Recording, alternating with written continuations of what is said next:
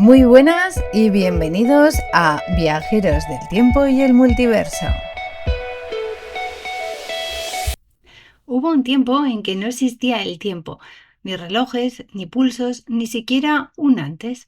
No había luz, no había sombra, no había materia, solo silencio. Y en ese silencio, más profundo que cualquier abismo, existía todo. Todo lo que alguna vez sería, todo lo que hoy somos. Un punto, un instante, un latido sin corazón, una singularidad que no ocupaba espacio, que no tenía forma, pero que lo contenía todo. Hoy, en Viajeros del Tiempo y el Multiverso, el origen del universo. Comenzamos.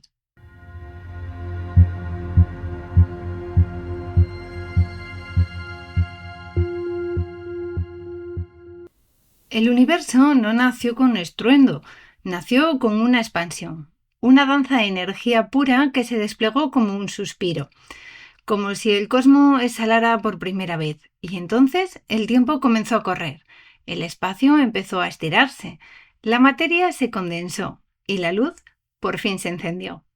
Desde ese momento, cada átomo de tu cuerpo, cada pensamiento, cada historia es parte de esa chispa primera, de ese origen compartido, porque aunque parezca imposible, tú también estabas allí, dormida en el corazón de una estrella que aún no había nacido, esperando.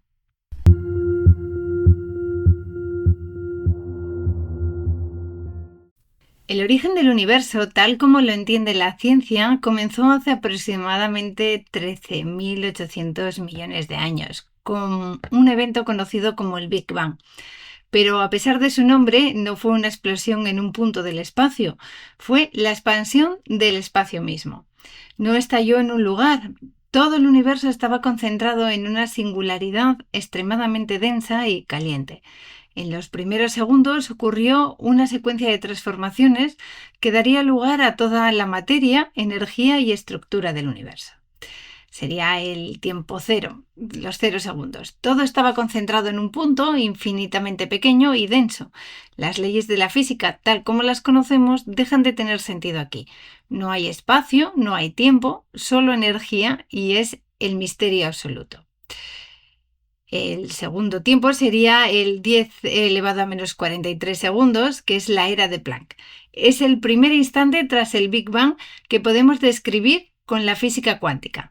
La gravedad aún no se ha separado del resto de fuerzas fundamentales. La temperatura es de 10 elevado a 32 Kelvin, inimaginable para nuestros sentidos. Y aquí nace el espacio-tiempo.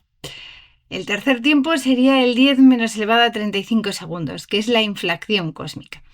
El universo se expande de forma exponencial, mucho más rápido que la velocidad de la luz. En una fracción diminuta de segundos pasa de ser más pequeño que un átomo a tener el tamaño de una galaxia.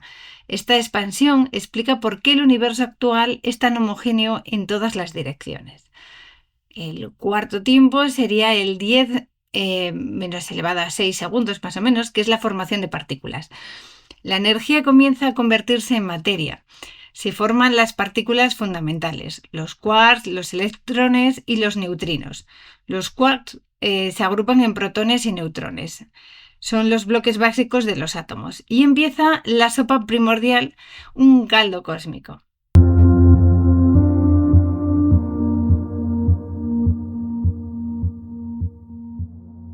Entramos en el quinto tiempo, lo que serían los 3 minutos, la nucleosíntesis primordial.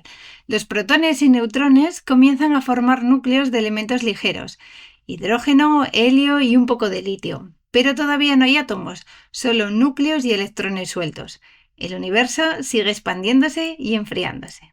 El sexto tiempo sería, hace 380.000 años. Es donde hay el desacoplamiento de la luz. La temperatura baja lo suficiente como para que los electrones se unan a los núcleos. Se forman los primeros átomos. Por primera vez, la luz puede viajar libremente. Ese eco sigue viajando por el espacio y lo conocemos como la radiación de fondo de microondas. Es la fotografía más antigua del universo.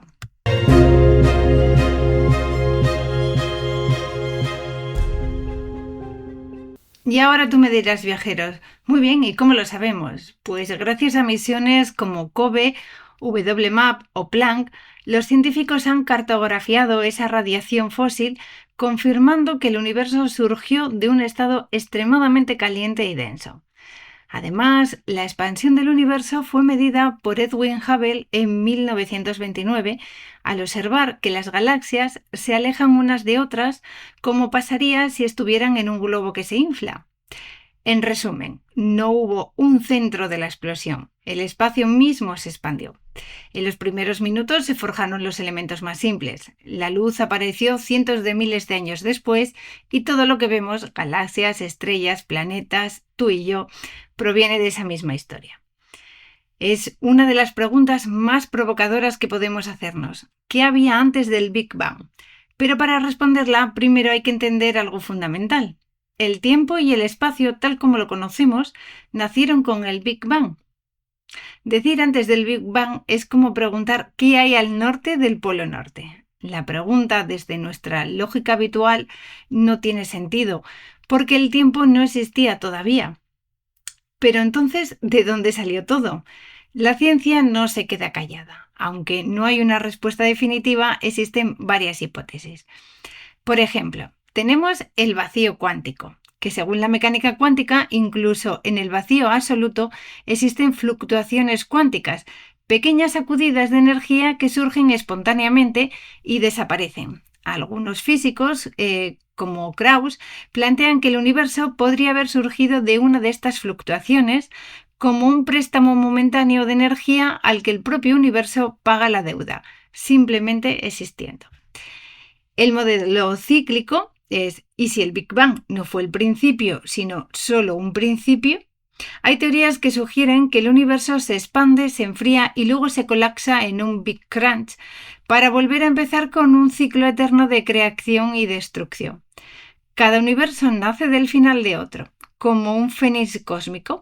Autores como Penrose han desarrollado modelos de universos conformes cíclicos, donde incluso podrían quedar huellas de un universo anterior al nuestro. Mi teoría favorita, el multiverso. Quizá este no es el único universo. Algunas teorías, como la de la inflación eterna, proponen que el Big Bang fue solo una burbuja en una espuma infinita de universos, cada uno con sus propias leyes físicas, su propio tiempo, su propia historia. Nosotros viviríamos en una de esas burbujas, el universo observable, pero allá afuera podrían existir otros inalcanzables, pero reales. La cuarta teoría sería el tiempo imaginario, donde Stephen Hawking propuso algo aún más radical, y es que en los primeros instantes del universo el tiempo era imaginario, como en las matemáticas. No había una línea temporal como la que conocemos, sino algo más parecido a una superficie curva. En ese modelo no existe un antes, porque el tiempo real emerge después. Entonces tú dirás, nunca lo sabremos. Pues tal vez no podamos ver antes del Big Bang, pero sí podemos detectar pistas en cómo se comporta el universo actual. Cada nueva teoría física, desde la gravedad cuántica hasta las teorías de cuerdas, trata de desvelar ese instante cero. Mientras tanto, seguimos buscando señales en la radiación de fondo, en las partículas más pequeñas y en la estructura del cosmos.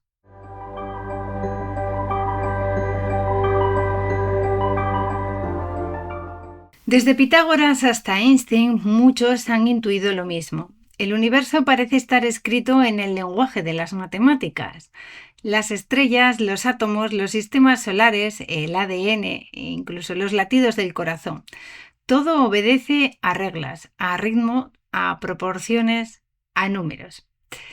El número como una estructura del cosmos es lo que los antiguos griegos no solo veían en las matemáticas como una herramienta, sino como una llave sagrada.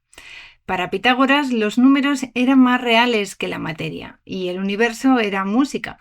La armonía de las esferas no era solo poesía, era geometría. Los movimientos celestes seguían patrones matemáticos como si fueran acordes resonando en una escala cósmica. El universo no es un caos, está gobernada por constantes fundamentales. valores que no cambian, que permiten que todo exista. Algunas de las más importantes, pues la de la velocidad de la luz, la constante de Planck, la constante cosmológica y la que une todo con todo, la constante gravitatoria.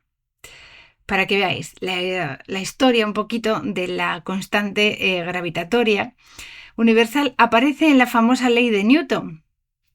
Pero Newton no conocía su valor exacto.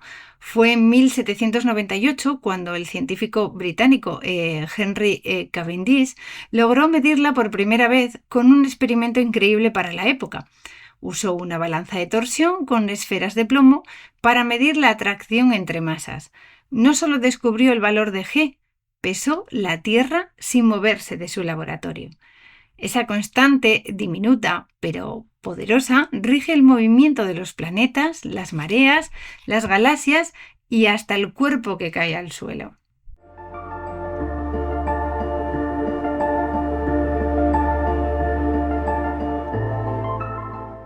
Años más tarde llega nuestro amigo Einstein, revolucionando nuestra forma de entender el universo. El espacio y el tiempo no son entidades separadas, forman una tela conjunta y esa tela se curva con la materia, como una sábana al colocarle una bola encima. Eso que llamamos gravedad no es una fuerza, es una curvatura del espacio-tiempo. La ecuación más famosa del mundo, E igual a mc al cuadrado, no solo une energía y masa, es la firma de un universo profundamente matemático. Luego tenemos la sección áurea, ese 1,618. Aparece en espirales galácticas, en caracolas, en las proporciones del cuerpo humano. Es como un ritmo oculto que lo atraviesa todo, pero hay más. Los fractales. Los fractales son figuras geométricas que se repiten a diferentes escalas. Si acercas, sigues viendo lo mismo, y si alejas, también. Son infinitos en detalle, autosimilares. Una rama se parece al árbol, una vena se parece a un río, un patrón en tu pulmón se parece a uno en la Tierra vista desde el espacio. Ejemplos naturales serían las hojas del helecho, la forma de los pulmones, los rayos, las costas, las nubes y hasta los ritmos del corazón. El matemático Benoit Mandelbrot, padre de la geometría fractal, dijo: las nubes no son esferas, las montañas no son conos, la naturaleza es fractal. Y lo más hermoso, los fractales no están diseñados, surgen. Son la forma natural del caos ordenado, como si el universo se divirtiera pintando patrones, pero sin pincel. ¿Casualidad o partitura? Hay quienes piensan que estas coincidencias son simplemente el resultado de las leyes físicas, y hay quienes creen que hay algo más, un orden profundo, un código. Una inteligencia matemática que no necesita palabras, solo fórmulas. Como dijo Galileo, las matemáticas son el alfabeto con el que Dios ha escrito el universo.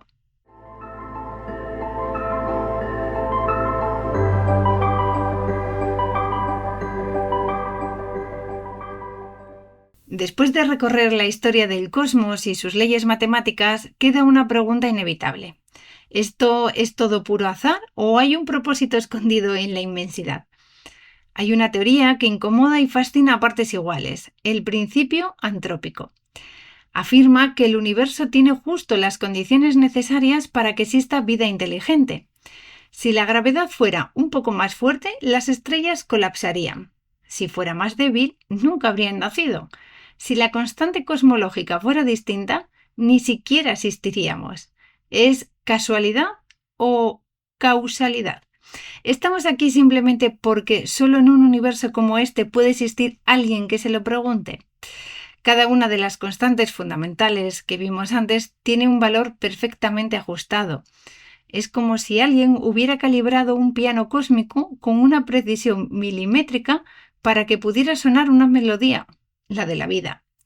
Algunos científicos, como Riss o Paul Davies, consideran que este ajuste fino es tan improbable que exige explicación. Otros recurren al multiverso. Tal vez hay infinitos universos y nosotros vivimos justo en el que permite nuestra existencia.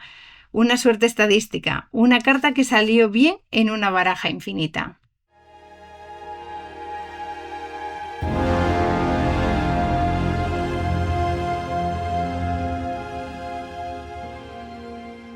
Algunas corrientes de pensamiento, como el panpsiquismo, sugieren que la conciencia no es un producto de la materia, sino una propiedad fundamental del universo, como la gravedad o el electromagnetismo.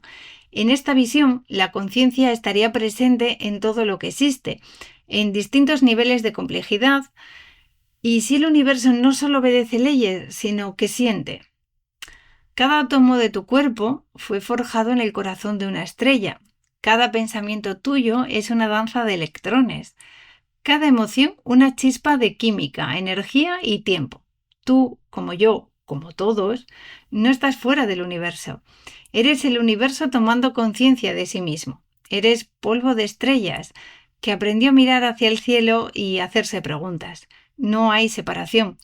Solo único que regresa, una voz que viene de lejos y de dentro. Como dijo Carl Sagan, el cosmos está dentro de nosotros, estamos hechos de materia estelar, somos una forma de que el universo se conozca a sí mismo.